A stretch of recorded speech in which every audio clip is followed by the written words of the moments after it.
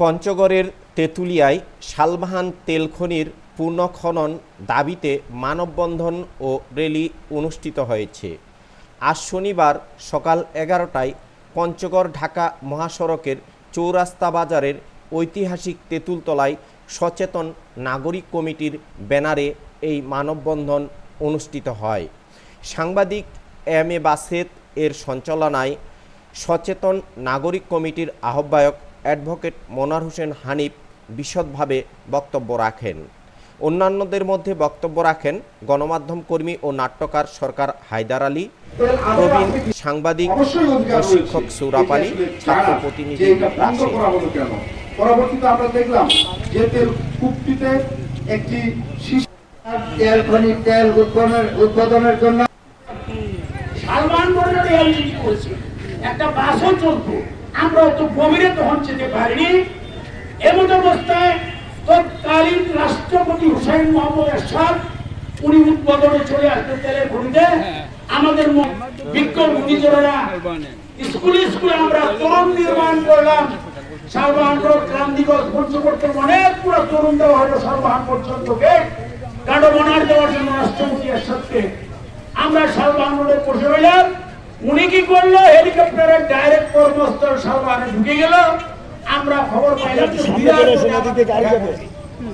ফিরার পথে এরশাদ সাহেব উদ্বোধনে সে বললো, আমি ভুলের সাথে হাতে দিয়েছিলাম, বললো যে এখানে সর্ববৃহৎ তেলের খনি উদ্বোধন করলাম, এশিয়া মহাদেশের মধ্যে সর্ববৃহৎ তেলের খনি শালবাহানে।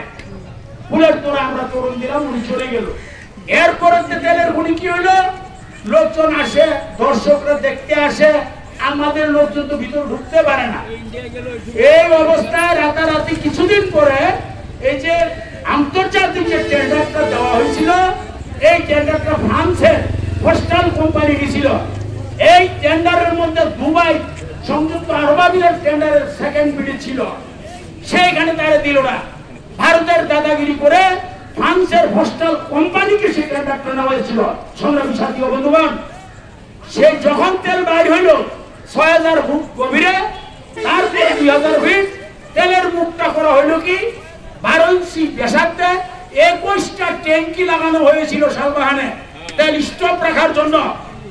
এই তেলগুলো যখন উত্তোলন শুরু হইল, ইনারা বরফের মতো নিঃশব্দে পড়ে গেল। আপনার একথা বলতো, পঞ্চগড়ের আপসকামী মানুষ নিজের প্লেটের ভাগ টানি নিয়ে যাচ্ছে ভারত সরকার, আর আপনারা বসে এই মক্কার ঘরে আপনার ওই শয়তান দৌড়ান। আমার খনি শালবাহানের তেলের খনি আমার এখন আর ওদের ওখানে যায় না। এই খনির মুখটা হাইড্রোলিকের মাধ্যমে ওরা ওখানে টেনে নিছে, এখন আর তেল উঠে না। সংগ্রামী সাথী ও বন্ধুগণ, আজকে আমরা এই তেল উঠার পর থেকেই আমরা এখানে প্রশাসনের কিছু দোষর ব্যক্তি ছিল, যেটা পশ্চিমা দেশে বলে অলিগার স্বৈরাচারী সরকারের মধ্যে কিছু পেশাদারী ব্যবসায়ী থাকে, তারা যখন তখন সরকারকে ট্রানিং দিতে পারে। সেরকম একটা ট্রানিং ফ্রান্সের পোস্টাল কোম্পানি ছিল, ওনার স্বার্থে আমাদের তেল চুরি করে সেখানে উত্তোলন করছে। সংগ্রামী সাথী ও বন্ধুগণ, আমার এই নিবেদন, আমার তেল এখন আর ভারতে যাচ্ছে না। আল্লাহ তাআলা আমার এই তেঁতুলিয়াতে এই তেলের খনি কিসে সর্ববৃহৎ, আপনারা থাকেন এখানে। আমাদের বক্তব্য একটাই, যদি এখানে তেল না থাকে, আপনারা বর্তমান সরকার ডক্টর ইউনূসের কাছে আমার বিনীত নিবেদন, এলাকাবাসীর পক্ষ থেকে তেলের খনি কেন বন্ধ হলো শ্বেতপত্র প্রকাশ করতে হবে, অথবা পৃথিবীতে প্রচার করুন আমার শালবাহানের তেলের খনি অবস্থাটা কি। নচেত আমরা দল মত নির্বিশেষে আপনার বিক্ষোভ আন্দোলন, যত প্রকারের আন্দোলন করতে আমরা করবো ইনশাআল্লাহ। সংগ্রামী সাথী, আপনারা আছেন তো? এরপরে প্রয়োজন হয়েছে দিয়ে বসে ডক্টর ইউনূসের সাক্ষাৎকার দিব আমরা। আমার কাছে রেকর্ড আছে, সর্ববৃহৎ খনি শালবাহানের তেলের খনি।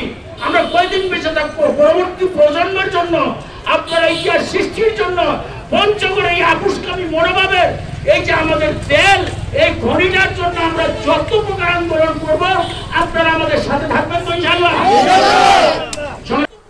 আমরা এই আন্দোলন রোধ করবো না, আমাদের আন্দোলন চলবে।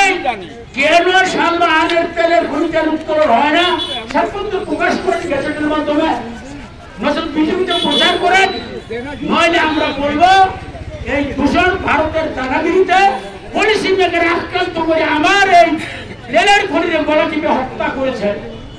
সংগ্রামী সাথী বন্ধুগণ, আপনার এখানে সিমেন্ট কালা করছে ভালো কথা, দল পুরো ওখানে পাইপ ফিট করলে অসুবিধা কোথায়?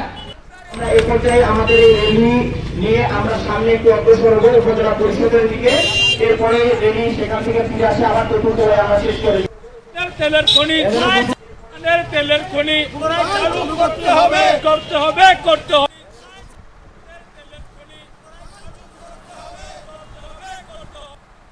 তেঁতুলিয়া নিউজ।